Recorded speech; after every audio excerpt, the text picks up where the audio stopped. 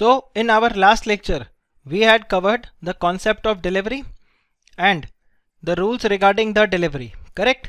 हमने यहाँ पर काफ़ी सारे चीज़ों को कवर किया था एंड जिसमें से मेजर पार्ट ये था अपना rules regarding the delivery, part delivery और डिलीवरी के जो भी बाकी अपने रूल्स थे. इसके अलावा हमने यहाँ पे performance of the contract of sales भी देखा था जिसमें हमने डिलीवरी के डेफिनेशन को समझा था और हमने देखा था क्या ड्यूटी होता है बायर और सेलर का टू पे. The buyer's duty is to pay and take the goods and seller's duty is to deliver the goods and take the payment. Correct? ये अपना यहाँ पर हमने लास्ट क्लास में इन सब प्रोविजंस को कवर किया था. अब आज के लेक्चर के अंदर टुवर्ड्स द एंड हम बढ़ेंगे to another concept that is the right of unpaid seller और the concepts of unpaid seller और फिर हम देखेंगे यहाँ पे उसके क्या क्या राइट होते हैं. अब देखो अनपेड सेलर का देखो जो कॉन्सेप्ट है ये कॉन्सेप्ट नाम से ही अगर आप देखो तो जब भी अनपेड सेलर का कॉन्सेप्ट आएगा तो आपको दो चीज़ें बतानी होंगी. सबसे पहले who is a unpaid seller और what makes a seller as unpaid और दूसरा आपको बताना पड़ेगा कि अनपेड सेलर के पास क्या राइट्स है. राइट्स आपके फर्दर दो पार्ट्स में बाइफरकेट हो जाएंगे. एक हो जाएगा राइट अगेंस्ट द गुड्स कि अगर उसको पैसे नहीं मिले तो सामान का क्या होगा और दूसरा हो जाएगा right against the buyer. Goods के लिए अगर आप चेक करो तो दो चीज़ें हो जाएंगी. गुड्स उसके पोजेशन में है या नहीं है. तो गुड्स का पोजेशन है या गुड्स का पोजेशन नहीं है हमें इसको चेक करना पड़ेगा यहाँ पे. Right. So the possession is there और the possession is not there. फिर हम चेक करेंगे यहाँ पे राइट ऑफ द बायर. इसके अलावा अगर आप देखो तो हम यहाँ पर आगे जाकर एक और कॉन्सेप्ट देखेंगे जिसमें बायर के क्या राइट्स है towards the seller. But that's not part of the unpaid seller. But unpaid seller में इतना ही रहेगा. आप मुझे एक बात बताओ what is the right of unpaid seller और rather who is the unpaid seller. So unpaid seller is the person who is और who has performed his obligation. Correct. Who has performed his obligation but he is still what he is still unpaid.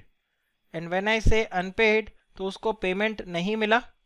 Correct. या फिर either he has not received the payment और if he has received the payment right he was received in form of a bill of exchange. That bill of exchange is what that bill of exchange is dishonoured. ये दो में से कोई भी एक चीज अगर हो गया तो आप क्या बोलोगे the seller is what unpaid and फिर उसके ये राइट्स ऑफ अनपेड सेलर पूरे अराइज हो जाते हैं. तो देखो अगर जैसे आप यहाँ पर देखोगे a contract comprises of reciprocal promise and in a contract of sale if the seller is under the obligation to deliver the goods buyer has to pay for it and in case the buyer fails और refuses to pay the seller will be called as unpaid seller and he will have the right of the unpaid seller that is he shall have certain rights. Correct. आप check करो ये वाला जो rule है ये rule कहाँ से आया. This rule has come from section 32. Payment and delivery both are concurrent obligations. Correct. फिर आप देखिए according to section 45 sub section 1 of the sale of goods act 1930 the seller of the goods is deemed to be an unpaid seller when the whole of the price has not been paid. आप देखो पूरा का पूरा amount ही पे नहीं किया तो भी आप अनपेड सेलर हो. Right. And the seller has the immediate right of action for the price. या फिर क्या आ जाता है यहाँ पे अ bill of exchange or any other negotiable instrument. This has been received as a conditional payment and the condition on which it was received is not fulfilled by the reason of dishonor, the dishonor of the instrument or otherwise. तो आपका bill of exchange जो था वो dishonor हो गया तो भी यहाँ पर क्या बना आप हो जाओगे आप unpaid seller हो जाओगे. Now the term seller here includes any person who is in the possession of a seller. तो अगर एजेंट है तो एजेंट भी क्या हो जाएगा अनपेड सेलर के डेफिनेशन में आएगा. इफ आई टेल यू मैं आसाम में हूँ और मेरे पास टी गार्डन है. ठीक है. और मुस्कान आप बॉम्बे हो मैंने आपको आसाम से क्या किया चाय भेजा एज कंसाइनमेंट और मैंने आपको बोला ये चाय को आप क्या करो यहाँ पर एक्सपोर्ट करो. Now see you see what is going to happen. आप चेक करो आपने किसी को एक्सपोर्ट किया. लेट्स से आपने डोनाल्ड ट्रंप को एक्सपोर्ट किया. डोनाल्ड ट्रंप आपको पेमेंट नहीं कर रहा. ना Muskan are you the owner of the good. Answer is no. I am the owner of the good. Correct. So if you are not the owner of the good can you sell the good? Answer is yes, because मैंने आपको authority दिया है यहाँ पे goods को बेचने का। तो यहाँ पर आप एज अनपेड सेलर राइट अपना जो है वो एक्सरसाइज कर सकते हो, correct? Because you are who, you are the consignee and you are the agent. आप मेरे एजेंट हो, आप ये ध्यान रखना, यू आर माई एजेंट।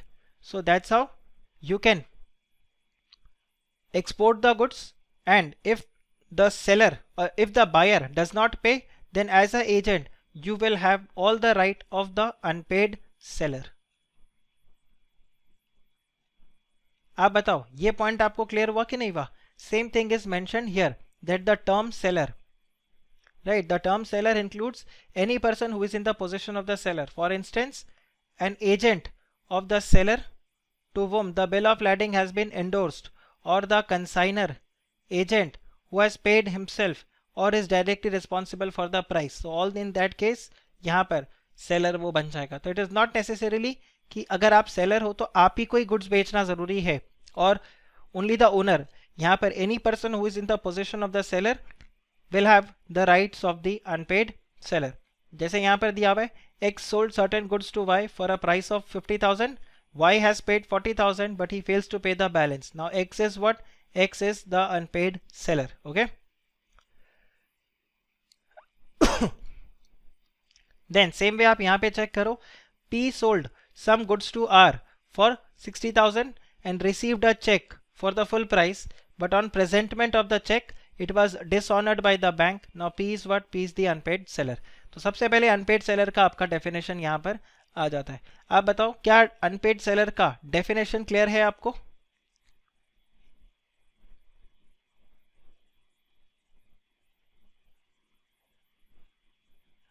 ये क्लियर हुआ? ओके, चलिए फिर आगे बढ़ते हैं। आप देखो, then you have right of unpaid seller. Right of unpaid seller, अब देखो राइट्स ऑफ अनपेड सेलर जैसे मैंने आपको बताया, अगेंस्ट द गुड्स और अगेंस्ट द बायर। तो अब देखो अगेंस्ट द बायर में आप क्या कर सकते हो? आप प्राइस चार्ज कर सकते हो कि भाई मैंने तो मेरा ड्यूटी परफॉर्म कर दिया, आई नीड माई पेमेंट, तो आप प्राइस के लिए बात कर सकते हो। सपोज उसके नेग्लिजेंस की वजह से या उसने आपको पेमेंट वगैरह नहीं किया, उसकी वजह से गुड्स खराब हो गए, तो आप डैमेजेस चार्ज कर सकते हो, या आपको कोई और लॉस हुआ, you can claim for the damages. अगला, सपोज करो जो अनपेड सेलर है उसको बायर थोड़ा डिले करके पेमेंट करता है, टाइम पर पेमेंट नहीं करता, तो you can also sue for the interest, वहाँ पर इंटरेस्ट भी चार्ज कर सकता है। What will happen to the goods? अब आप देखो गुड्स में यहाँ पर दो ब्रॉड कैटेगरीज दिया हुआ है, property on the goods has passed to the buyer और property of the goods has not passed to the buyer. क्या आप मुझे कमेंट सेक्शन पे अटेम्प्ट करके बता सकते हो कि प्रॉपर्टी का क्या मतलब है? What does the word property means? Very good, Raunak ने यहाँ पे कमेंट करके बताया that it is ownership. Okay, बहुत सारे स्टूडेंट्स ने, हर्षल, साक्षी, यश, केवल, नेमिन, ऋतिक, कौस्तुभ, प्राची, सलोनी, धवल, वेरी गुड, सब ने यहाँ पे ऑलमोस्ट, आप सब ने ऑलमोस्ट बताया ओनरशिप। ठीक है, तो ओनरशिप अगर ट्रांसफर हो गया है, फिर आप देखो आपके पास तीन राइट आते हैं, क्या क्या? Lien, stoppage in transit and resale. अगर आप ध्यान से चेक करो तो चाहे प्रॉपर्टी ट्रांसफर हुआ कि नहीं हुआ, लियन आपके पास रहेगा, स्टॉपेज एंड ट्रांजिट ये भी आपके पास रहेगा, और रीसेल भी आपके पास रहेगा। तो ये तीन राइट में तो कोई प्रॉब्लम नहीं है। ठीक है, irrespective whether the property has passed और not. But if the property has not passed, तो आप चेक करो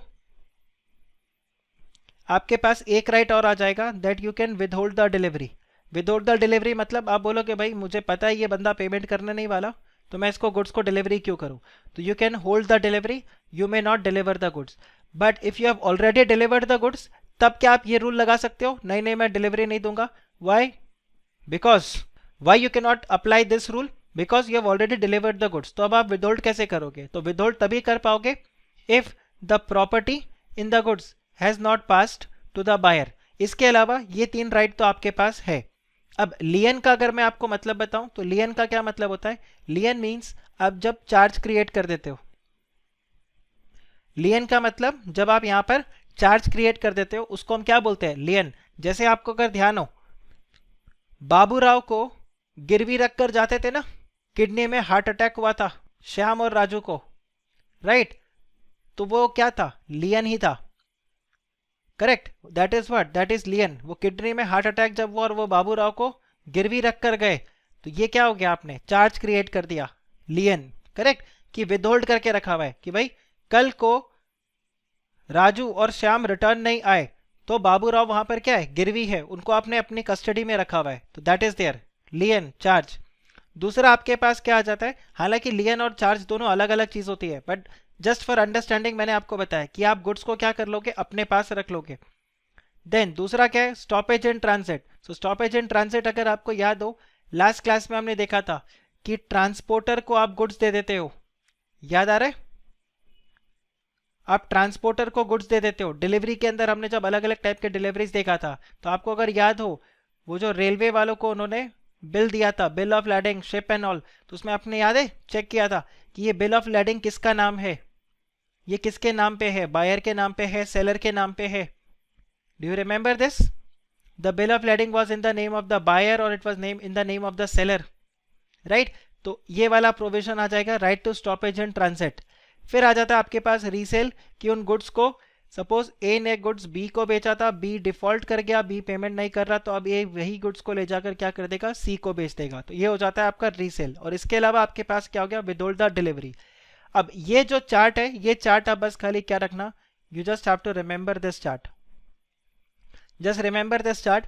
इसके अलावा इनमें क्या क्या डिटेल प्रोविजन है वो तो अभी हम डिस्कस करेंगे, बट अगर कभी सपोज करो कोई क्वेश्चन आ गया जहां पर आपको डिटेल प्रोविजनिंग याद नहीं आ रहा और आपको सिंपली ये पूछना है, क्वेश्चन पूछा हुआ है who is a unpaid seller and what are the rights of the unpaid seller, तो आप सिंपली क्या करोगे? अनपेड सेलर को समझाओगे और उसके बाद में ये राइट्स आप पूरा दे दोगे। अब अगर आपको ये चार्ट याद है तो आई एम वेरी श्योर दो दो लाइन में आप हर एक को समझा सकते हो। इन 2 lines you can easily explain. जैसे लियन का अगर आपको मतलब पता चल गया चार्ज, तो आप क्या करोगे? आप गुड्स के ऊपर चार्ज क्रिएट कर दोगे, लियन, करेक्ट? आप गुड्स की कस्टडी नहीं दोगे। Same way stoppage in transit, कि गुड्स अगर आपने ट्रांसपोर्टर को दे दिया है जो डिलीवरी के लिए आउट है, आप उसको क्या बोलोगे? गुड्स वापस लेकर आ जाओ। Resale means instead of selling it to that buyer, the goods can be resold to the another person who is ready to pay for the goods. Then withhold the delivery. So if the property is not transferred, the delivery can be withhold. Against the buyer, suit for price, he can again file a case and recover the whatever the price or the sale consideration was involved. Then suit for damages. So if any loss has been incurred by the unpaid seller due to the default of the buyer, in that case damages can also be claimed, and for any delayed payment interest can also be recovered. अगर आप दो दो line में भी इसको समझाओगे ना, आपका easily 2 page का आंसर हो जाएगा। अगर आप अनपेड सेलर और सिर्फ इनके ये राइट्स को समझाओगे तो आपके 2 पेज का आंसर हो जाएगा। That would be like more than sufficient for you to write a decent answer for 5 marks. हाँ, अगर इसके डिटेल प्रोविजनिंग के ऊपर क्वेश्चन आए तब तो डेफिनेटली आपको प्रोविजंस याद रखने होंगे। तो मैं उस हिसाब से आपको बता रहा हूँ कि अगर आपको प्रोविजनिंग डिटेल में याद नहीं भी आता और आपको अगर ये पॉइंट पूरा ध्यान है और एग्जाम में क्वेश्चन आ गया what are the rights available for unpaid seller, तो ऐसे ही लिखना मत शुरू कर देना कि the following are the rights. आप प्रॉपरली इसको बाइफरकेट करके लिखोगे। The rights of unpaid seller can be classified into 2 categories, one is against the goods, another is against the buyer. Against the goods there will be further 2 cases, और इस तरह से करके आप लिख दोगे। आप चाहो तो ये चार्ट भी एग्जाम में बना के आ सकते हो। चलिए फिर हम आगे डिस्कस करते हैं यहाँ पे rights of unpaid seller. Now unpaid seller subject to the provisions of this act और any law for time being in force, notwithstanding that the property in the goods may have passed to the buyer, the unpaid seller of the goods as such has by implication of law, उसके 3 rights हैं, ठीक है। अब यहाँ पर word क्या use किया हुआ है? notwithstanding that the property in the goods may have passed to the buyer। इसका क्या मतलब हो गया कि प्रॉपर्टी ऑफ द गुड्स जो है वो बायर के पास गया कि नहीं गया, उसके पास क्या राइट्स हो जाएंगे? ही will have the right, right. देखो ये नॉट विथ स्टैंडिंग क्या बता देता है? ये प्रोविजन आ जाता है that irrespective whether the property of the goods is passed on to the buyer और नॉट, ठीक है। आपको ये चेक करना है कि ये 3 राइट्स जो है, ये 3 राइट्स अनपेड सेलर के पास रहेंगे। एक तो क्या है? Lien. Then in case of insolvency of the buyer, he will also have the right to stoppage the goods in transit and a right to resale which is limited by this act. Okay, where the property in the goods has not passed to the buyer, the unpaid seller, आप word देख रहे हो क्या use किया हुआ है यहाँ पे, in addition to his other remedies, मतलब ये तीन remedies के अलावा, if the goods, the property in the goods has not passed to the buyer, a right of withholding delivery of the similar to the coextensive rights with the right to lien and stoppage in transit where the property has passed to the buyer. तो इसके पास एक और right हो जाएगा अगर property transfer नहीं हुआ तो बेसिकली यहाँ पर जो ये चार्ट आपको मैंने एक्सप्लेन किया उसी चार्ट को यहाँ पर सेक्शन 46 ने बताया that if the property is passed or it is not passed, you have these three rights, but if the property is not passed, then apart from these three rights you have another right, that is right to withhold. Further अगर आप देखो, an unpaid seller has been expressly given the rights against the goods as well as the buyer personally, which are discussed here, right? Rights of an unpaid seller against the goods. So the right against the right of the unpaid seller against the goods can be categorized in two categories. तो ये आ गए आपके दो categories, nothing new, हमने इसको 2-3 बार discuss किया. अब देखिए सबसे पहले यहाँ पर आ जाता है क्या, सेलर्स लियन. ठीक है, तो अब आप देखो सेलर्स लियन में क्या बता रहा है. So according to section 1, subject to the provisions of this act, the unpaid seller who is in, आप देखो who is in possession of them, possession of them. आप मुझे बताओ प्रॉपर्टी ट्रांसफर हो गई, पोजेशन ट्रांसफर नहीं हुआ, क्या यही बोलना चाहता है वो, who is in possession of them, क्या वो यही बोलना चाहता है, पोजेशन ऑफ देम. इसका क्या मतलब हो गया, इस लाइन का क्या मतलब हो गया. लियन के लिए ये बहुत इंपॉर्टेंट है, लियन के लिए ये बहुत इंपॉर्टेंट है. पोजेशन क्लिक कर रहा है, पोजेशन नहीं, चलो चेक करो. आप ये देखो, अगर सेलर को लियन चार्ज करना है तो लियन चार्ज करने के लिए what is mandatory, what is mandatory, ownership, जिसको कि लॉ क्या वर्ड यूज करता है, प्रॉपर्टी, इज दिस मैंडेटरी, और the possession of the goods, जिसको कि मैं क्या बोलूंगा, custody. What is mandatory, ownership और पोजेशन. अगर मुझे लियन चार्ज करना है तो पोजेशन, ध्यान रखना possession is important, property is not mandatory. Property में और may not be transferred, ownership में और मे नॉट बी ट्रांसफर्ड, कोई फर्क नहीं पड़ता. बट लियन चार्ज करने के लिए गुड्स का कस्टडी मेरे पास होगा. मुझे एक बात बताओ, अगर कोई चीज़ गिरवी रखवाना है तो गिरवी तो तभी रखवा पाओगे ना जब जो चीज़ मेरे पास होगा. जो मेरे पास नहीं है उसको आप गिरवी कैसे रखवा पाओगे. आप मुझे बताओ, सुनील शेट्टी क्या वो अनुराधा को गिरवी रखवा सकता था जब वो सुमो, मारुति सुमो कार में थे, या जो भी वो कार थी उसके अंदर. नहीं, क्यों, क्योंकि उनका पोजेशन नहीं था ना, पोजेशन तो बाबू राव का था, और इसीलिए बाबू राव को वो क्या करवा सकते थे, गिरवी रखवा सकते थे. तो लियन चार्ज करने के लिए कस्टडी इज इंपॉर्टेंट. आप देखो जब केस स्टडी क्वेश्चन आपको मिलेगा और आपको वो एक सिचुएशन देगा और उसमें आपसे पूछेगा now tell me what is the right of the unpaid seller, तो आपको ध्यान रखना है कि आप सारे राइट्स नहीं लिखोगे. अगर केस स्टडी क्वेश्चन आया तो सिचुएशन बेस, तो वहां पर आपको चेक करना होगा क्या गुड्स का कस्टडी सेलर के पास है या नहीं. अगर गुड्स का कस्टडी या पोजेशन सेलर के पास है तो आप बोल सकते हो वन ऑफ द राइट और one of the option which the seller has is what he can charge a lien. आप बताओ ये पॉइंट समझा. दैट्स वाई देखो मैंने इसको इस तरह से हाईलाइट करके रखा है ताकि आपको बिल्कुल क्लियर रहे यहाँ पे कि पोजेशन बहुत इंपॉर्टेंट है, लियन के लिए पोजेशन बहुत इंपॉर्टेंट है. सो लियन तभी कर पाओगे जब आपके पास गुड्स का कस्टडी होगा. entitle them to retain, आप देखो to retain the possession of them until the payment or tender of the price in the following cases. अब देखो लियन भी चार्ज करने के लिए एक तो पोजेशन मैंडेटरी है, इसके अलावा इन केसेस में हो सकता है. कौन कौन से केसेस में, देखो when the goods are sold without any stipulation as to credit, मतलब इसका क्या मतलब हुआ, what do you mean by stipulation. अब चेक करो सेल ऑफ गुड्स एक्ट के अंदर हमने बहुत बार ये वर्ड को यूज किया, स्टेपुलेशन. स्टेपुलेशन याद आ रहा है, वारंटी और कंडीशन के लिए हमने चेक किया था whether the stipulation is a warranty और it is a condition. It will depend upon whether it is mandatory और दैट इज एडिशनल. याद आ रहा है, मुझे लग रहा है कॉन्ट्रैक्ट एक्ट का टेस्ट के चक्कर में sale of goods act properly आप लोगों ने रिवाइज नहीं किया, ऐसा लग रहा है मेरे को। एनीवे आप चेक करो तो stipulation is what, it is that terms of the contract. तो आपका जो terms of sale of contract था उसमें it was without the terms of credit. Without the terms of credit मतलब आपने क्या किया है, आपने कैश सेल किया है, ठीक है, आपने कैश सेल किया और सामने वाला आपको पेमेंट नहीं दे रहा, तो आप गुड्स का पोजेशन रख सकते हो। दूसरा वो आपको क्या बोल रहा है, when the goods have been sold on credit but the terms of the credit has expired. तो आपने सपोज करो उसको 15 दिन का क्रेडिट दिया था, तो up till 15 days you will not have the lien right. After 15th day you will get the right of lien. Okay, so after the terms of the credit has expired, ठीक है।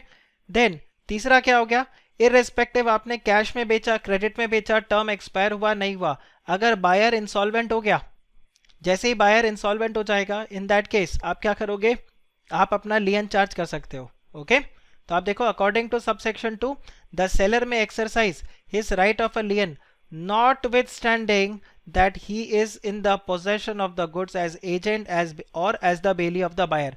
But what is important, that he needs to have the possession of the goods. Until unless he has the possession of the goods he cannot charge lien.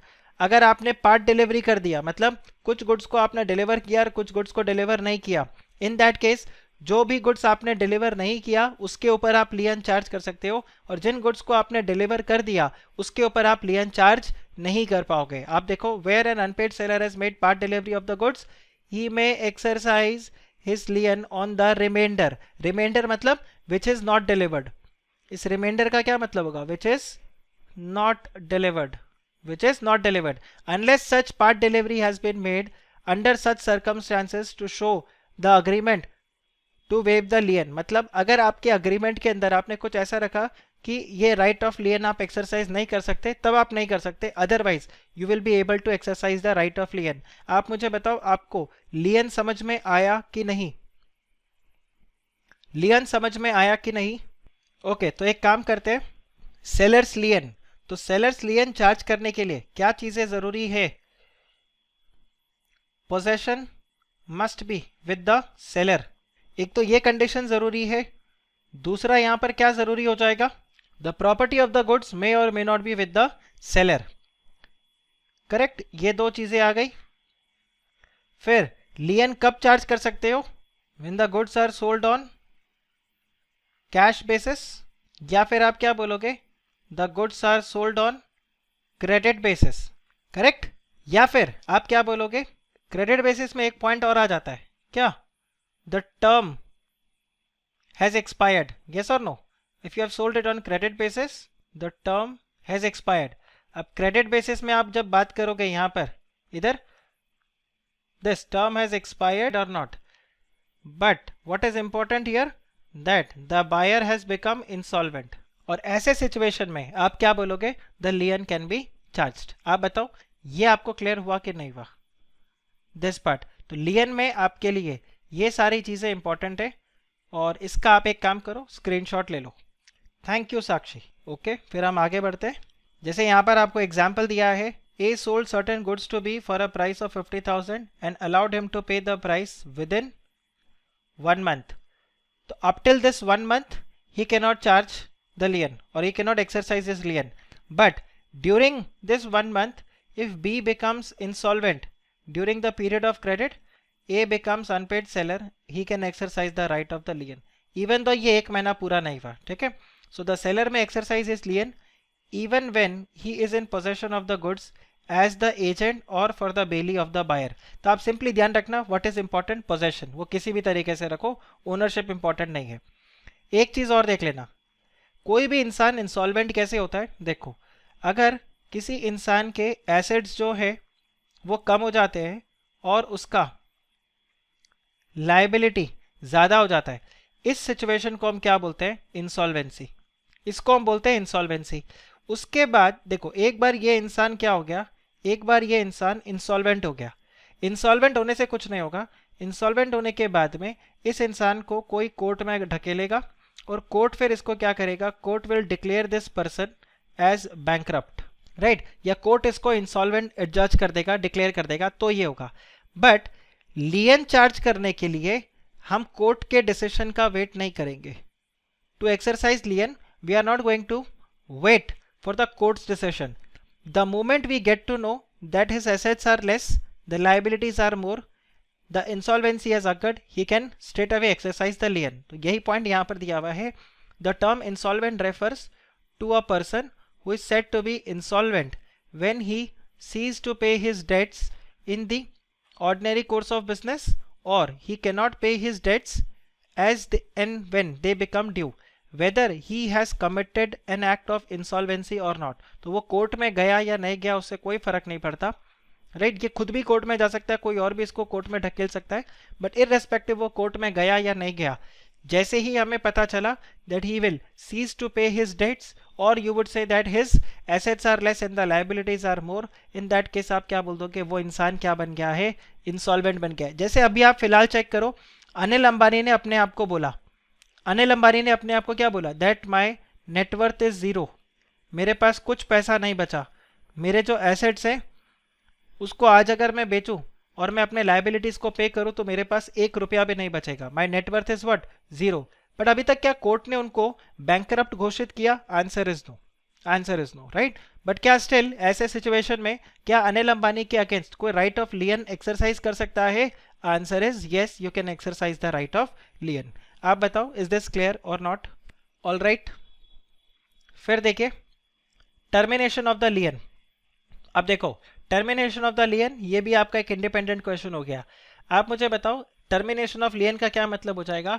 That the unpaid seller of the goods loses the right to lien thereon. This means now the seller can not exercise lien, right. और ऐसा situation जब आ गया तो हम क्या बोलेंगे? The right to lien is now terminated. So the unpaid seller of the goods loses his lien thereon. कब कब? देखो, when he delivers the goods to the carrier or any other bailee for the purpose of transmission to the buyer without reserving the right of disposal of the goods.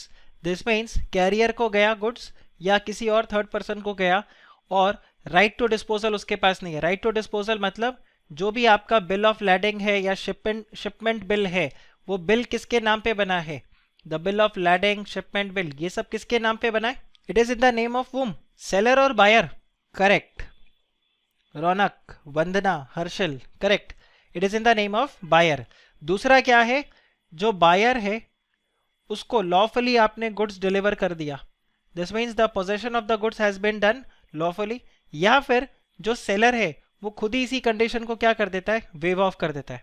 अगर उसने wave of कर दिया या फिर उसने goods को deliver कर दिया, किसको? बायर को, या फिर किसी कैरियर को या थर्ड पर्सन को बायर कर गुड्स का डिलीवरी दे दिया without reserving the right of disposal, in that case the seller cannot exercise the lien. Why?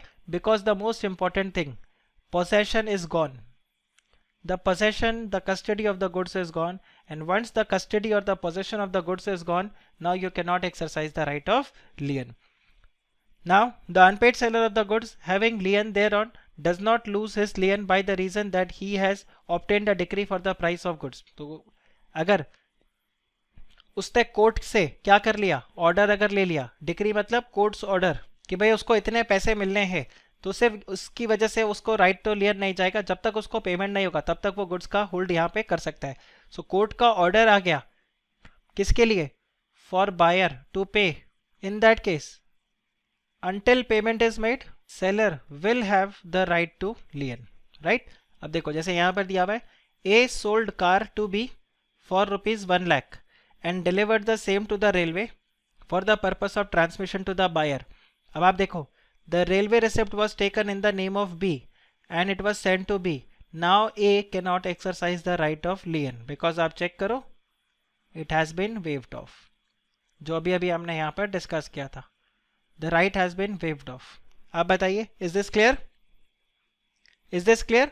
When the right to lien gets terminated. Sir एक पॉइंट मिसिंग है, बताइए धवल, कौन सा? Estoppel वाला पॉइंट आएगा, डोंट वरी. एस्टोपल वाले में क्या होता है, देखो मैं बताता हूं. यहां पर राइट ऑफ एस्टोपल में क्या हो जाता है, बेसिकली बाय एस्टोपल क्या हो जाता है, आप किसी थर्ड पर्सन को क्या करवा देते हो, किसी थर्ड पर्सन को बाय योर एक्ट आप ये प्रूव करवा देते हो that the seller has no right of lien. In that case later on seller right to lien exercise नहीं कर सकता, क्योंकि वो जो थर्ड पर्सन है जिसने पोजीशन लिया आपके इस एक्ट की वजह से, वो क्या बोलेगा कि भाई आपने तो पहले बोल दिया था कि मेरे पास कोई राइट ऑफ लियन नहीं है और मैंने इसी बेसिस पे वो गुड्स को उससे परचेज कर लिया। अब आप बोल रहे हो राइट टू लियन, तो मैं अलाउ नहीं करूंगा। सपोज ए ने गुड्स बेचा फॉर एग्जाम्पल बी को, बी ने वो फर्दर गुड्स बेच दिया सी को, लेकिन बी ने अभी तक ए को पेमेंट नहीं किया और गुड्स का डिलीवरी अभी तक हुआ नहीं, गुड्स का पोजेशन किसके पास है, ए के पास है। नाउ बी सी को बोलता है तुम एक काम करो, ए से जाके गुड्स ले लो। जब ये ट्रांजैक्शन हो रहा था उस वक्त ए ने राइट टू लियन के बारे में कुछ नहीं बोला, क्या उसने अपने एक्ट से इस तरह से प्रूव कर दिया कि उसके पास राइट टू लियन नहीं है। हावेवर जब सी गुड्स का डिलीवरी लेने के लिए गया, ए बोलता है जब तक मुझे पेमेंट नहीं मिलेगा मैं गुड्स को रिलीज नहीं करूंगा, I am exercising right to lien. Now in this case A will not be able to exercise the right to lien, because जब ये राइट टू लियन एक्सरसाइज करेगा तो सी क्या बोलेगा, आपने पहले कैसे मना कर दिया था, I was the third person in your contract, bye your act you had waived off, you had proved that there is no right to lien, now later on you are exercising the right of lien, this is incorrect, you will not be have this right to exercise the right of lien। आप बताओ this is clear, but I am still wondering ये slide गया कहाँ पे, ये था आज सुबह ही मैंने चेक किया था ये वाले स्लाइड को। anyway not a problem, right? तो हमारा पहला राइट यहाँ पर खत्म हुआ, हमने यहाँ पे लियन को फिनिश किया। अब हम डिस्कस करेंगे किसको, right to stoppage in transit को।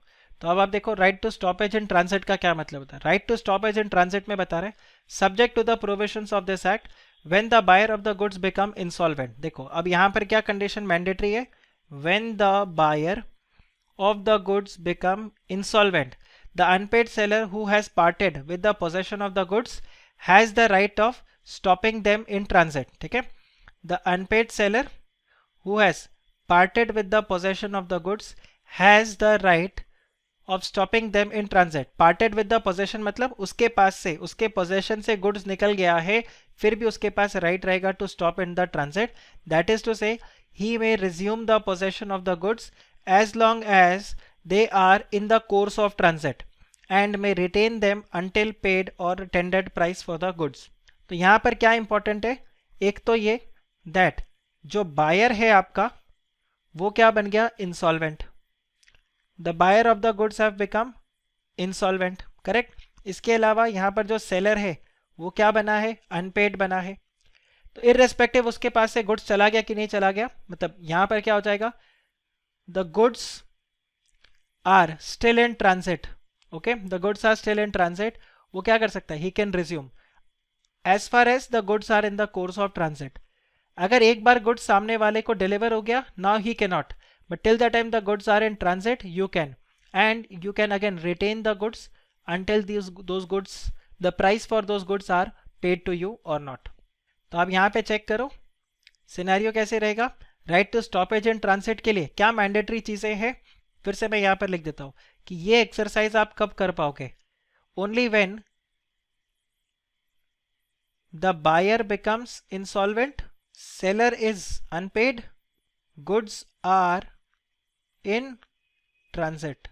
ये तीन कंडीशंस आपके लिए इंपॉर्टेंट है। आप बताओ is this clear or not, is this clear or not, is this clear or not, right.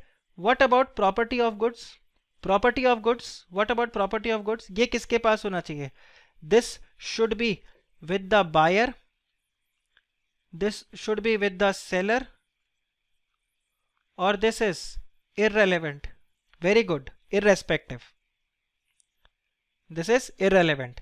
हमें प्रॉपर्टी से कोई मतलब ही नहीं है, property of the goods is what, it is totally irrelevant। आप मुझे बताओ इज दिस क्लियर, ओके। तो फिर हम यहां पर आगे बढ़ते हैं। अब देखो इस पूरे में क्या इंपॉर्टेंट हो जाता है आपके लिए, to understand when the goods are in transit. पूरा मुद्दा जो है वो इसी के ऊपर आ जाता है, when the goods are in transit and when the goods are not in transit. और इसके लिए आप किसको चेक करोगे, सेक्शन 51 को चेक करोगे, क्योंकि जब तक गुड्स ट्रांजिट में है तब तक ही आप ये राइट एक्सरसाइज कर सकते हो। Once the goods are out और once the goods are delivered or the goods are not in transit, then you cannot exercise this right. तो इसके लिए आप क्या चेक करोगे? You are going to check section 51. तो अब आप देखो section 51 में क्या बताया. Goods are deemed to be in the course of transit from the time when they are delivered to the carrier or the other bailee for the purpose of transmission to the buyer. आप देखो, until the buyer or his agent in that behalf takes the delivery from such a carrier or other bailee. तो जब तक goods का delivery carrier से या उस बेली से बायर ने नहीं लिया, तब तक हम क्या बोलेंगे? The goods are in transit. फिर अगर आप देखो, if the buyer or his agent in that behalf obtains the delivery of the goods before their arrival at a appointed destination, the transit is at end. इसका मतलब क्या हुआ? आप देखो, फॉर एग्जाम्पल बोरीवली से गुड्स निकला किधर? अंधेरी डिलीवर करने के लिए, ठीक है.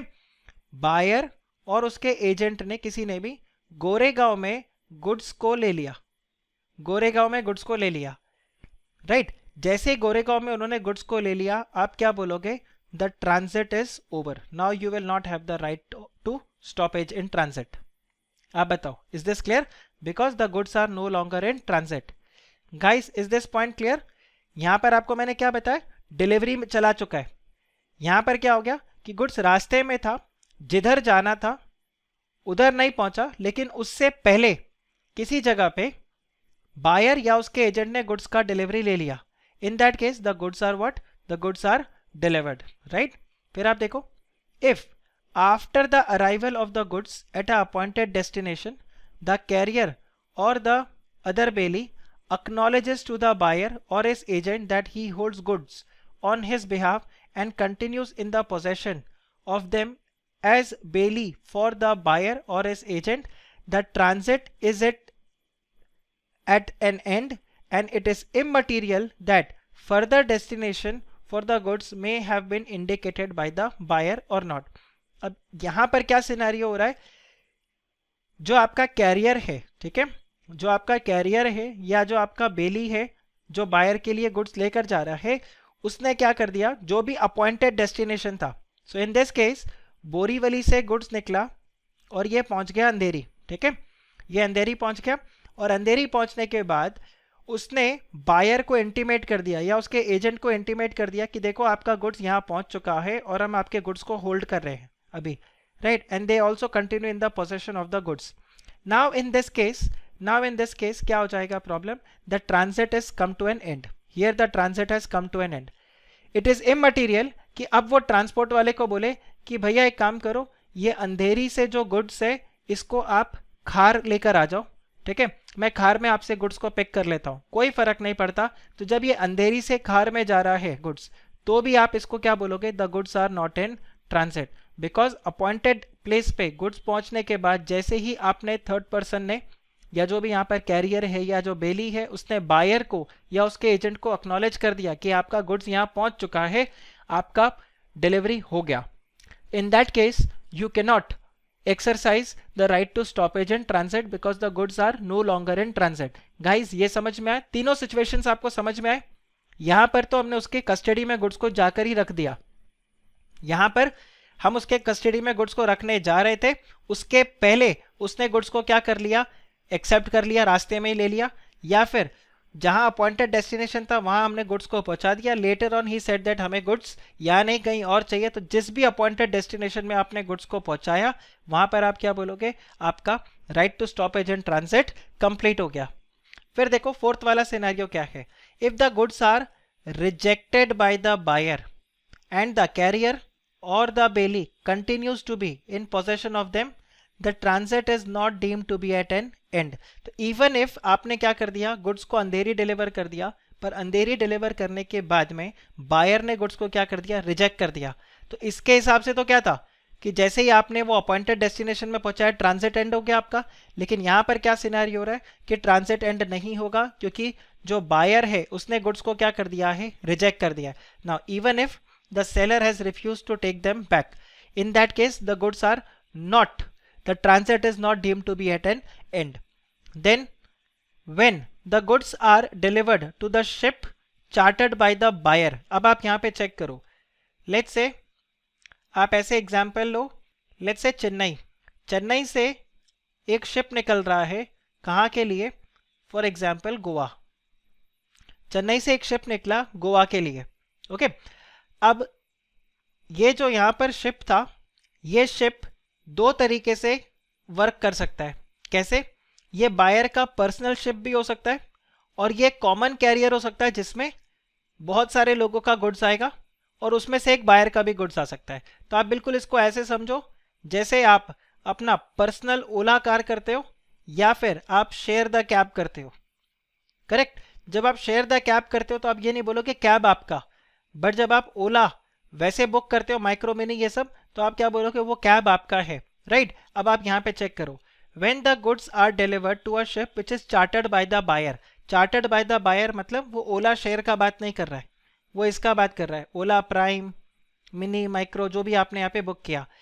it is a question depending on the circumstances of a particular case whether they are in possession of the master as the carrier or as the agent of the buyer। तो यहाँ पर जो ये शिप का master होगा वो इस goods को किस तरह से होल्ड कर रहा है। अगर वो गुड्स को होल्ड करता है as the master of the carrier, ठीक है, इन दैट केस वो क्या है? He is just the carrier, he is just the carrier. But अगर वो as agent of the buyer deliver करता है तो जैसे ही गुड्स शिप में लोड हुआ वैसे ही आप क्या बोलोगे?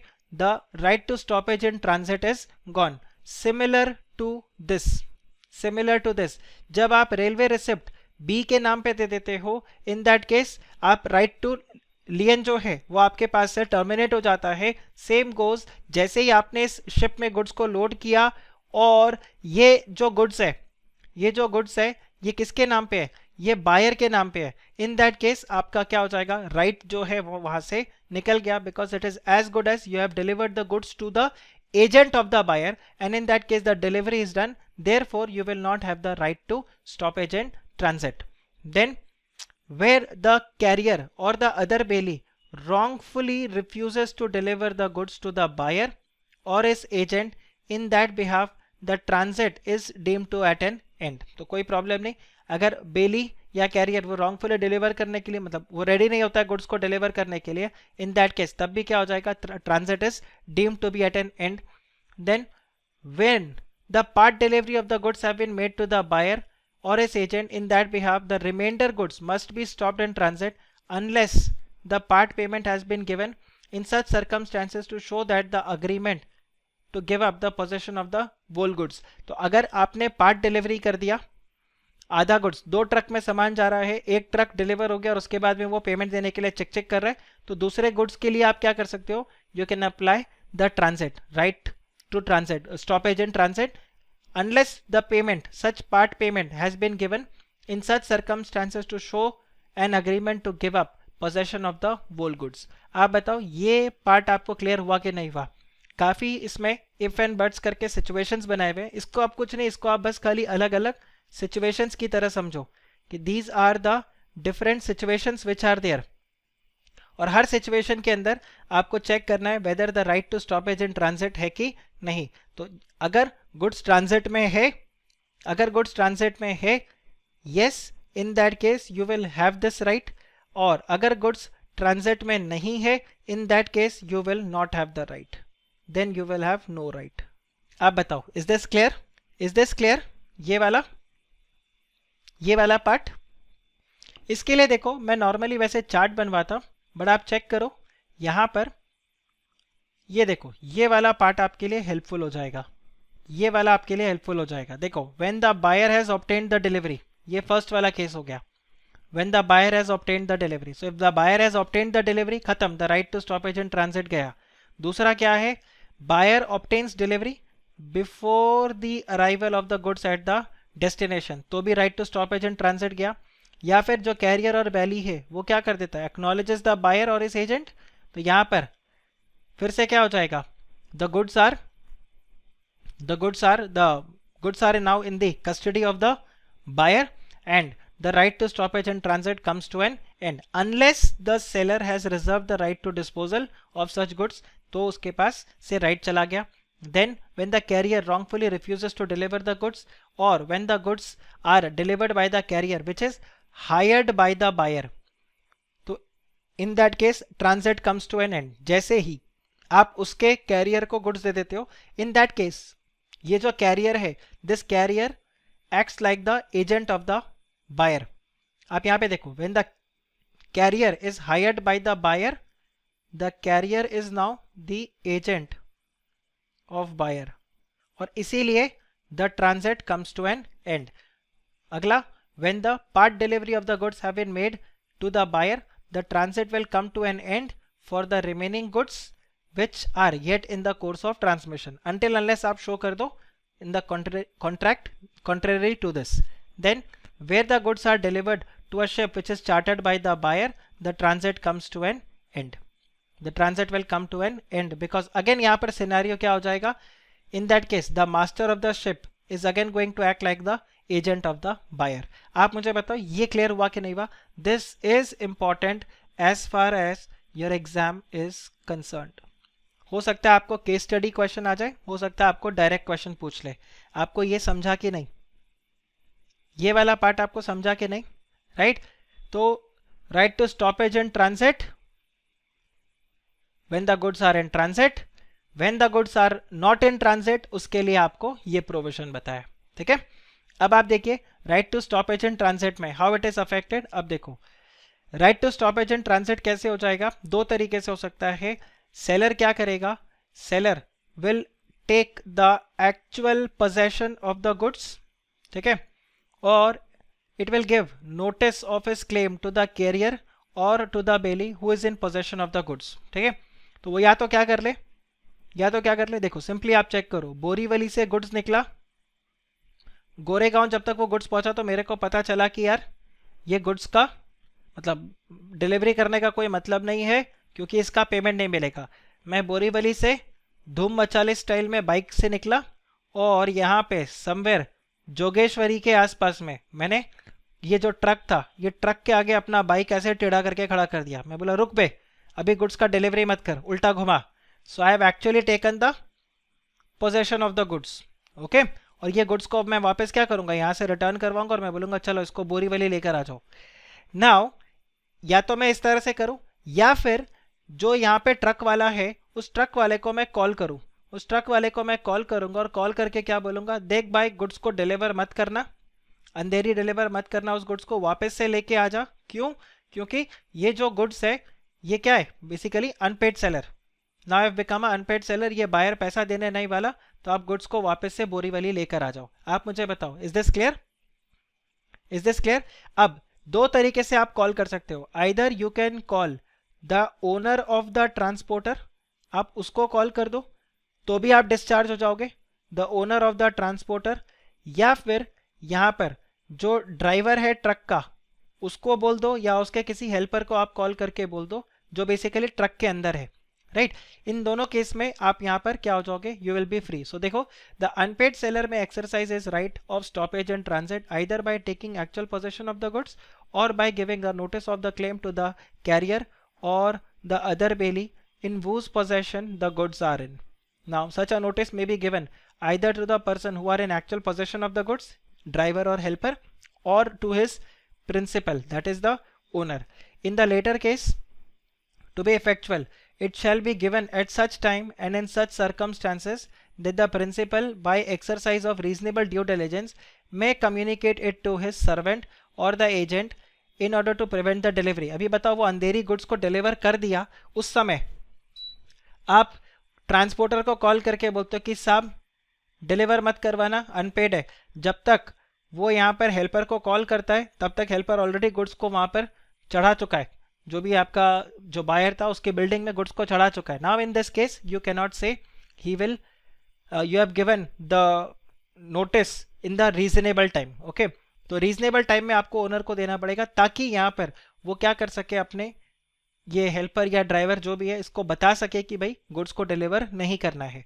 अब एक चीज और ध्यान रखना, ये बोरीवली से गुड्स तो गया यहाँ पे, ठीक है, उसने बोला था कि बोरीवली से अंधेरी गुड्स को पहुंचाने का चार्जेस कितना, 1000 रुपीज। अभी आप जोगेश्वरी से गुड्स को वापस रिटर्न करवा रहे हो, करेक्ट। अब ये जोगेश्वरी से गुड्स जो वापस रिटर्न होके बोरीवली आएगा, आप मुझे बताओ इसका पैसा कौन देगा, बायर या seller? This expense will be borne by seller. The expense of such redelivery will be borne by the seller. ठीक है, so when the notice of stoppage in transit is given by the seller to the carrier or the other bailee in possession of the goods, he shall redeliver the goods to or according to the directions of the seller, and the expenses of such redelivery shall be borne by the seller. आप बताइए ये clear हुआ कि नहीं? Okay फिर देखिए, ये आपको पूरा एनालिसिस दिया हुआ है। तो देखो जो मैंने बताया था, right to stoppage and transit, it can be exercised only when the seller is unpaid, he must have parted with the possession of the goods are in transit, the buyer has become insolvent and subject to the rights which are mentioned there. तो देखो, B at Delhi orders goods of A at Mumbai, right, A consigns and forwards the goods to B, on arrival at Delhi they are taken at B's warehouse and left there. B refuses to take these goods and stop the payment. आप देखो, the goods are in transit. The goods are in transit and the unpaid seller can take them back. Even देखो, उसके warehouse में goods को deliver कर दिया आपने, छोड़ दिया, and B refuses to take these goods. Because B refuses to take these goods, he can take the goods back. आप बताओ, this is clear? Is this clear? आप देखो ये वाला प्रोविजन था ना फोर्थ वाले में, if the goods are rejected by the buyer, the carrier or the other bailee continues to be possession in them, transit is not deemed to be at an end, right. So ये वो वाला provision आपका हुआ। Duration of transit ये मैंने आपको already बताया, जब तक वो ट्रांजिट में है। तो ये आपके प्रोविजन है। Now how the stoppage and transit is affected, again जो अभी हमने यहाँ पर डिस्कस किया कि या तो आप क्या कर लो, गुड्स का एक्चुअल डिलीवरी ले लो, या फिर आप जाकर जो भी आपका ट्रांसपोर्टर था उसको आप इंटीमेट कर दो, correct. So by taking the actual possession of the goods, एक तो ये ऑप्शन है आपके पास, दूसरा ऑप्शन आपके पास ये है by giving notice to the carrier not to deliver the goods. So this is 1 and this is 2, right. और जो भी एक्सपेंस होगा, these expense will be borne by the seller. आप बताइए सेकंड क्लियर हुआ आपको? ये आपके पास एक डिस्टिंग्विश बिटवीन है, distinguish between right to lien and right to stoppage and transit. देख लेना, एग्जाम में कई बार आपको मिल सकता है ये। Anything between 2 to 5 marks you can get this distinguish between, exam में आ सकता है। आप बताइए, is this clear? Is this clear? जैसे बहुत सिंपल है, लियन में आप पोजेशन को रिटेन करके रखते हो, राइट टू स्टॉपेज के इन ट्रांजिट में आप क्या करोगे, you will regain the possession, possession आपके पास से निकल चुका है। Seller in possession of the goods under lien, right, seller should be in possession of the goods, but seller का पोजेशन होना जरूरी नहीं है। When you do what, right to stoppage and transit, the possession can be with the carrier, okay. Then right to lien can be exercised when the buyer is not insolvent, but right to stoppage and transit only when the buyer is insolvent. Very very important point, सबसे ज़्यादा important distinguish between तो आपका ये हो जाएगा। Then right to stoppage and transit begins when the right to lien ends. आप मुझे बता सकते हो इसका क्या मतलब है? इसका क्या मतलब है?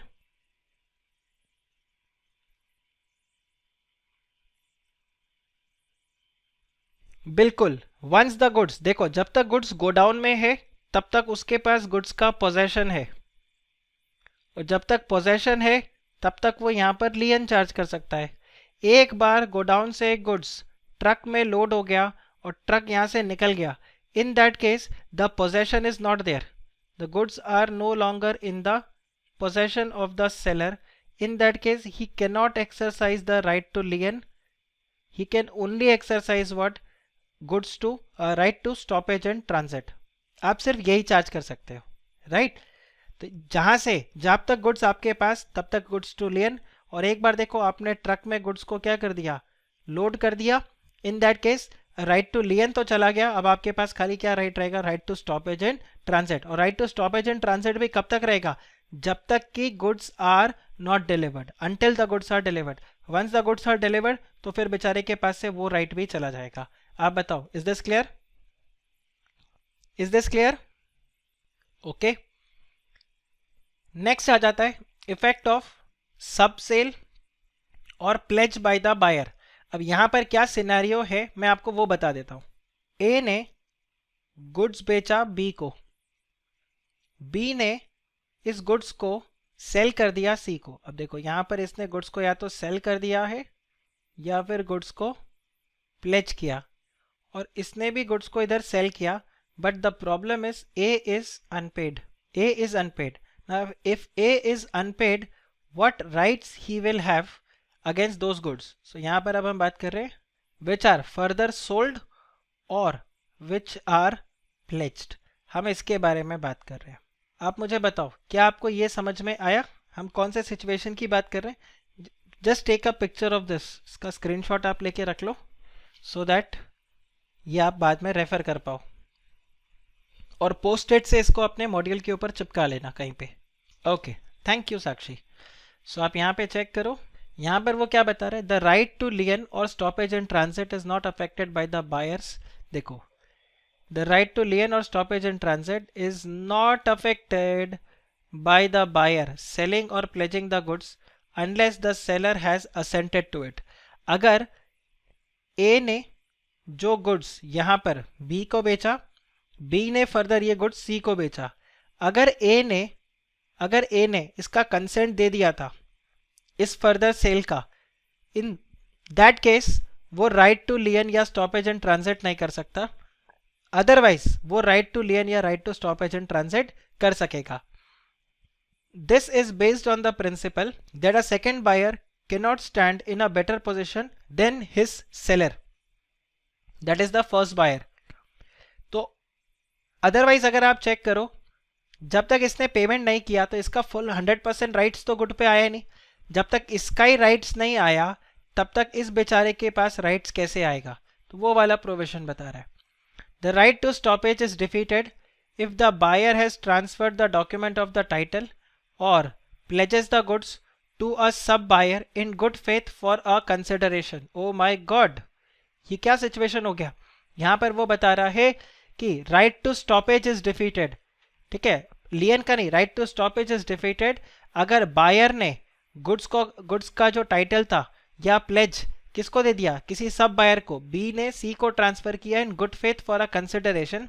इन दैट केस सी का कोई राइट नहीं रहेगा, मतलब ए का कोई राइट नहीं रहेगा उस सी से कुछ भी रिकवर करने को या गुड्स को रिकवर करने को, करेक्ट? तो आप यहाँ पे देखो, A sold certain goods to B of Mumbai and the goods are handed over to the railway for transmission to B, and in the meantime B sold these goods to C for a consideration, B becomes insolvent, A can still exercise his right to stoppage and transit. Okay,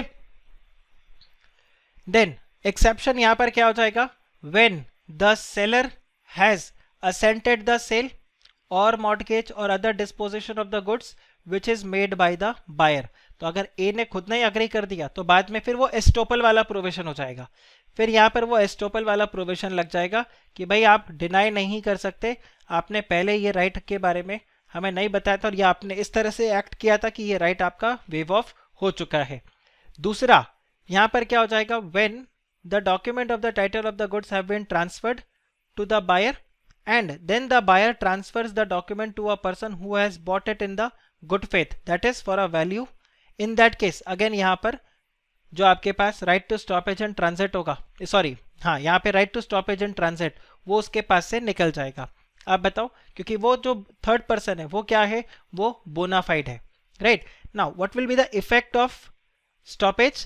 here the contract of sale is not rescinded when the seller exercise the right to stoppage in transit. एक चीज ध्यान रखना, जैसे ही उसने goods को रास्ते में रोका, इसका ये मतलब नहीं उसने कॉन्ट्रैक्ट को रिसाइन कर दिया, the contract still remains in force and the buyer can ask for the delivery of the goods on the payment of price.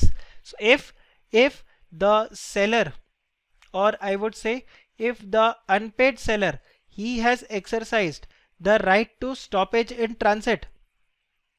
This automatically does not amount to rescind of the contract. ध्यान रखना exam में ये question आएगा, ये question इस तरह से आएगा कि अनपेड सेलर ए ने गुड्स को डिलीवरी किया था, डिलीवरी करने के लिए गुड्स को निकाला टू बी, रास्ते में ही applied the right to stoppage in transit, later on B made payment to A and asked for the delivery, A refused. Is the contention of A correct? तो आपका आंसर क्या होगा? No, A will still have to make the payment, right? ध्यान रखना stoppage in transit ये by default recession नहीं हो जाता कॉन्ट्रैक्ट का, जब बायर वहां पर पेमेंट कर देगा he can ask for the delivery of the goods. आप बताओ ये समझा कि नहीं? ओके फिर आप अगर यहाँ पे चेक करो राइट ऑफ रीसेल, ये आपका तीसरा राइट निकल के आ गया. ठीक है, राइट ऑफ रीसेल. तो राइट ऑफ रीसेल का क्या मतलब हो जाएगा? ए ने गुड्स बी को बेचा, बी पेमेंट नहीं कर रहा, अब ए ले जाकर ये गुड्स किसको बेचेगा? सी को बेचेगा. ठीक है, अब देखो the right of resale is a very valuable right given to a unpaid seller, and in the absence of this right the unpaid seller's other rights against the goods, that is the right to lien and the stoppage in transit, would not have been much use. क्योंकि आप देखो वो goods को hold भी करके रख ले तो क्या फर्क पड़ेगा, रास्ते में गुड्स को स्टॉपेज एंड ट्रांसिट करके गुड्स को मंगवा भी ले तो भी वो क्या करेगा? वो लियन करके थोड़ा टाइम वेट करेगा, उसके बाद गुड्स को बेच देगा. स्टॉपेज एंड ट्रांसिट गुड्स को वापस बुलाएगा और किसी थर्ड पर्सन को बेच देगा. तो जब तक राइट टू रीसेल उसको नहीं मिलता तब तक ये दोनों राइट्स का भी कोई यूज नहीं होगा. Because these rights only entitled the unpaid seller to retain the goods until the amount is paid by the buyer. but right to resale में यहाँ पर क्या हो जाता है, यहाँ पर उसको राइट मिल जाएगा कि वो गुड्स किसी और को बेच दे, मतलब लियन करके गुड्स की कस्टडी तो अपने पास रखी, अब ले जाकर ये गुड्स वो किसी थर्ड पर्सन को दे दे. अब देखो पर ऐसा नहीं है कि स्ट्रेट अवे वो राइट टू रीसेल लगा देगा. राइट टू रीसेल करने के लिए आपको कुछ कंडीशंस को यहाँ पर फुलफिल करना होगा. So the unpaid seller can exercise the right to resell the goods under the following conditions. क्या क्या है? पहला, अगर गुड्स कैसे है? पेरिशेबल नेचर के है, तो इन दैट केस बायर को इन्फॉर्म करने की जरूरत नहीं है. If the goods are of perishable nature, अभी वो किधर वेट करेगा कि वो सामने वाले को इन्फॉर्म करे बायर को कि देखो भाई ये गुड्स खराब होने वाला है, मैं गुड्स को बेच रहा हूँ, ये कर रहा हूँ. No, without the notice you can sell. But if the goods are not of perishable nature, in that case he will have to give notice to the buyer कि वो क्या कर रहा है, गुड्स को यहाँ पर बेच रहा है. तो टेक्निकली अगर आप चेक करो तो ये आपका क्या हो गया, हम देखते हैं ना जैसे बोलते हैं एक रीजनेबल अपॉर्चुनिटी उसको दे रहे हैं कि आप इस गुड्स को पे करके वापस ले लो. He is giving a reasonable opportunity. ठीक है, कि आप गुड्स को ले जाकर क्या कर लो, यहाँ पर रीसेल कर दो, सॉरी पेमेंट कर दो. You are giving a reasonable opportunity, the buyer is being given a reasonable opportunity कि आप गुड्स को पे करके गुड्स का डिलीवरी ले लो. अगर आपने नहीं किया पेमेंट तो फिर हम गुड्स को बेच देंगे. तो आप इस तरह से बोल दोगे if the payment is not made in next 3 days the goods will be sold to any third person. अब देखो जब आप किसी थर्ड पर्सन को गुड्स को बेचोगे तो 2 सिनेरियो होगा. क्या सिनेरियो रहेगा? या तो वो गुड्स ज्यादा में बिकेगा या वो गुड्स कम में बिकेगा. तो सपोज करो मैंने रौनक से कॉन्ट्रैक्ट किया था कि मैं उसको गुड्स 100 रुपए में बेचूंगा. ठीक है, रौनक ने मेरे को पेमेंट नहीं किया, मैंने लियन एक्सरसाइज किया, अब मैं गुड्स को बेच रहा हूँ और मैंने उसको ये 3 दिन का नोटिस दे दिया. अब या तो ये गुड्स 100 के 100 में बिकेगा, इन दैट केस तो मेरे को कोई प्रॉब्लम नहीं है. या हो सकता है ये 100 रुपए का गुड्स 125 रुपए में बिक जाए, और ऐसा भी हो सकता है ये 100 रुपए का गुड्स 90 रुपीज में बिके. तो अगर ये 100 रुपए का गुड्स 125 में बिका तो रौनक कॉलर उठा के मेरे पास नहीं आएगा कि सर मेरी वजह से आपको 25 रुपया एक्स्ट्रा मिला. क्योंकि अगर मैं गुड्स का मतलब बेसिकली डिफॉल्ट नहीं करता पेमेंट में तो आप ये किसी और को गुड्स नहीं बेचते और आपको 125 नहीं मिलता. चलो 25 का प्रॉफिट अपन आधा आधा बांट लेते बिड़ू. Right, answer is wrong. ये 25 रुपीज का प्रॉफिट मैं अपने पास से रिटेन करके रखूंगा. लेकिन ध्यान रखना अगर ये 90 रुपए में बिका, यानी कि रौनक से मुझे 100 मिलना था लेकिन किसी थर्ड पर्सन से मुझे 90 मिला, तो अब बीड़ू का देखो बीड़ी यहां पर बनेगा. बिकॉज मैं अब आके रौनक से क्या करूंगा, 10 रुपए का जो लॉस मुझे हुआ है उसको मैं रिकवर करूंगा. आप मुझे बताओ ये आपको समझ में आया कि नहीं? Right, simple point. गुड्स अगर पेरिशेबल नेचर का है no need to give the notice for sale. Goods non perishable nature का है give him the notice for sale, और उसको बता दो कि अगर आपने इतने टाइम में पेमेंट नहीं किया तो आपका गुड्स किसी थर्ड पर्सन को बेच दिया जाएगा। बेचने पे या तो प्रॉफिट होगा, नो प्रॉफिट नो लॉस होगा, या तो लॉस होगा, और अगर लॉस हुआ तो आप क्या करोगे, वहां पर उस लॉस को रिकवर करोगे। तो आप देखो, you will have the right to recover the damage between the contract price and the resale price from the original buyer as damages, और दूसरा you can also retain the profit if the resale price is higher than the contract price. आप मुझे बताइए, is this clear guys, is this clear, right? इसके अलावा अगर और कोई डैमेजेस वगैरह हुए तो वो उस डैमेजेस को भी यहाँ पर क्या कर सकता है, रिकवर कर सकता है। आप बताओ, this is clear? So this is what is being given here. फिर आप देखिए, when an unpaid seller who has exercised his right of lien or stoppage in transit resells the goods, ध्यान रखना, the subsequent buyer will acquire a good title. बिल्कुल simple, ध्यान रखना। तो ए ने बी को गुड्स बेचा, बी ने नौटंकी किया और ए ने ले जाकर ये गुड्स किसको बेच दिया, सी को बेच दिया। In that case later on B आकर ये नहीं बोल सकता कि भाई तुमने ये गुड्स सी को कैसे बेचा, ये गुड्स तो मेरा है, करेक्ट? ये तनु वेड्स मनु वाला सीन नहीं चल रहा है, ठीक? कि वो कंगना रनावत पार्ट 1 वाली ने माधवन को डंप कर दिया, अब वो हरियाणवी कंगना रनावत से शादी कर रहा है, और बीच में वो फर्स्ट वाली यूपी वाली कंगना रनावत आके बोलती है कि अरे घनी बावरी हो गई, करेक्ट? हम क्या, वो कौन सा डायलॉग था उस मूवी का, कुछ तो एक इस तरह से करके डायलॉग था, I don't remember the exact dialogue, right? So वो पराय कर दिए एंड ऑल, ये सब काम नहीं चलेगा। नो नौटंकी, no drama, simple thing. The first buyer who has defaulted in the payment was given the notice for the resale, still did not pay the price.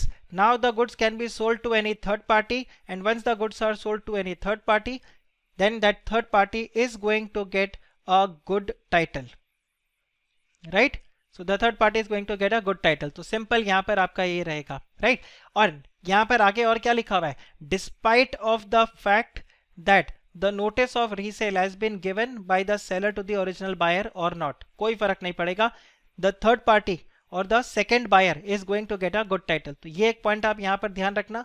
Again you may get a case study question kind of a thing where you'll say that B later on paid to A and asks for the delivery of the goods, so A will refuse. Will B have any right on C? Answer is no. Okay, further आप देखिए, a resale by the seller where the right of resale is expressly reserved in the contract.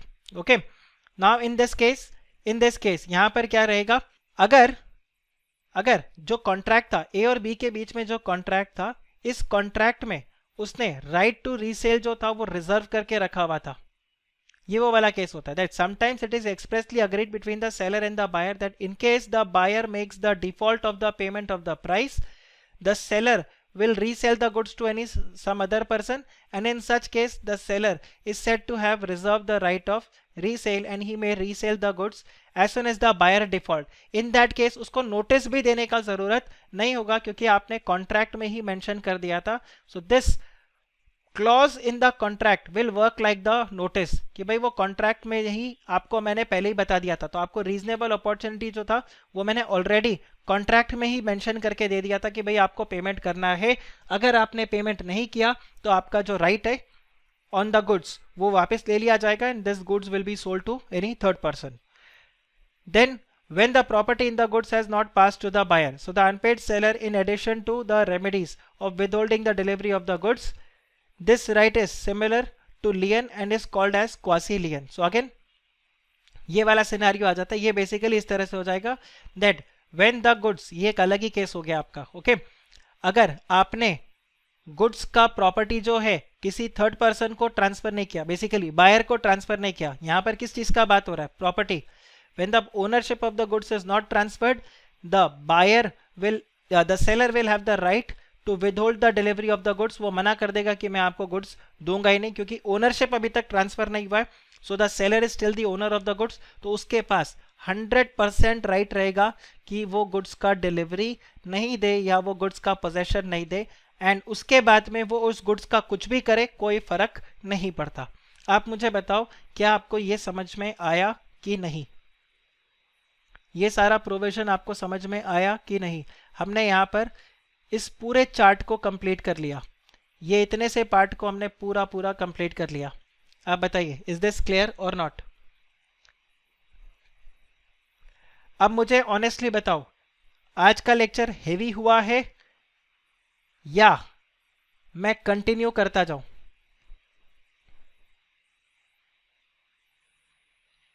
Honestly बताना कितना absorb कर सकते हो अभी, without prejudice कि sir गुस्सा हो जाएंगे। You can express your views. थोड़ा हैवी? ओके, तो एक काम करते हैं, मैं एक शर्त पे आपका क्लास अभी ऑफ करूंगा। अगर आप दो चीज का प्रॉमिस करो तो, एक तो क्या कि आप पिछला जो पोर्शन है उसको पूरी तरह से रिवाइज करके आओगे, ठीक? और दूसरा, मैं आपको एक सेल ऑफ गुड एक्ट का केस स्टडीज का लिस्ट दूंगा। मुझे ये केस स्टडीज आप अगली क्लास में सॉल्व करके रखोगे रेडी।